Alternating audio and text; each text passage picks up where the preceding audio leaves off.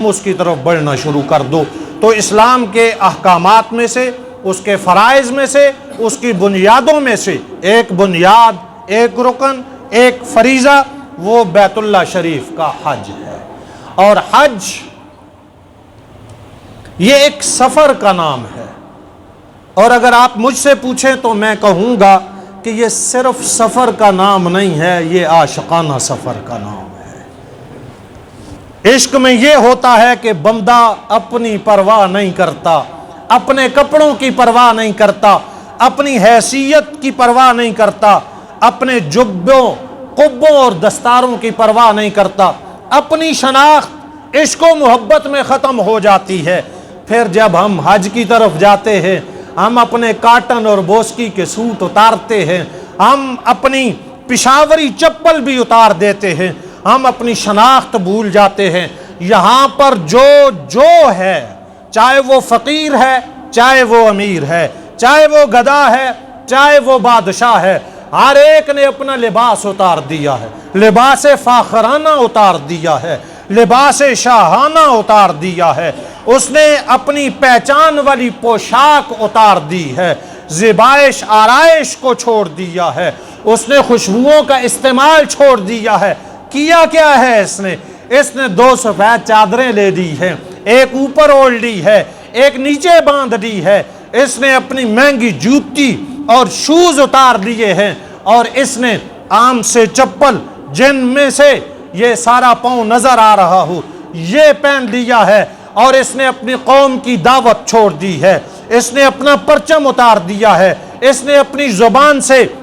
جو اس کے اپنے کلمات تھے، اپنی دعوت تھی، وہ چھوڑ دی ہے، اپنی باتیں اس نے چھوڑ دی ہیں۔ یہ چل رہا ہے، دھول اڑ رہی ہے، مٹی اڑ رہی ہے، اس پہ پڑ رہی ہے، اس کے ساتھ کوئی بادشاہ ہے اسے پتہ نہیں ہے، اس کے ساتھ کوئی غریب جا رہا ہے اسے کوئی سمجھ نہیں ہے، سب ایک رنگ میں، سب ایک ڈھنگ میں، ایک جیسا لباس پہن کر کے، سروں سے دستاریں اتار کر کے، تاج اتار کر کے، ٹوپیاں اتار کر کے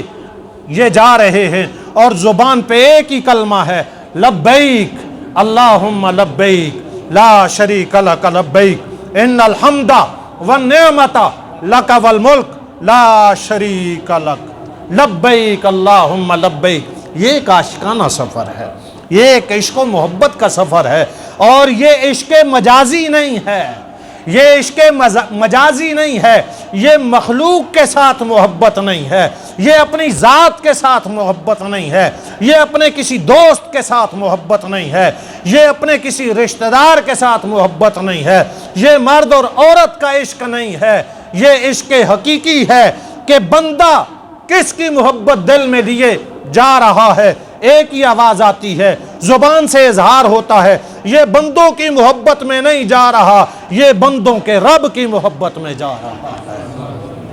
لبیک اللہم لبیک، یہ ایسا سفر ہے، یہ عاشقانہ سفر ہے، یہ محبتوں کا سفر ہے، یہ مضبوط سفر ہے، یہ بندے اور بندے کے رب کے درمیان ایک سفر ہے۔ یہ یہاں سے چلنا شروع کرتا ہے، مجھے آپ کہنے دیجئے نا، یہ یہاں سے چلنا شروع کرتا ہے، رب ادھر سے چلنا شروع کر دیتا ہے، پھر بیت اللہ میں بندے کی اور رب کی ملاقات ہو جاتی ہے۔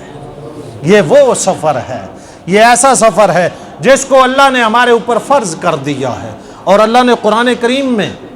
حج کے بارے میں بڑے عجیب بات ارشاد فرمائی ہے۔ نماز کے بارے میں کہا اقیموا الصلاۃ، نماز قائم کرو۔ زکوٰۃ کے بارے میں کہا آتوا الزکوٰۃ، زکوٰۃ دو۔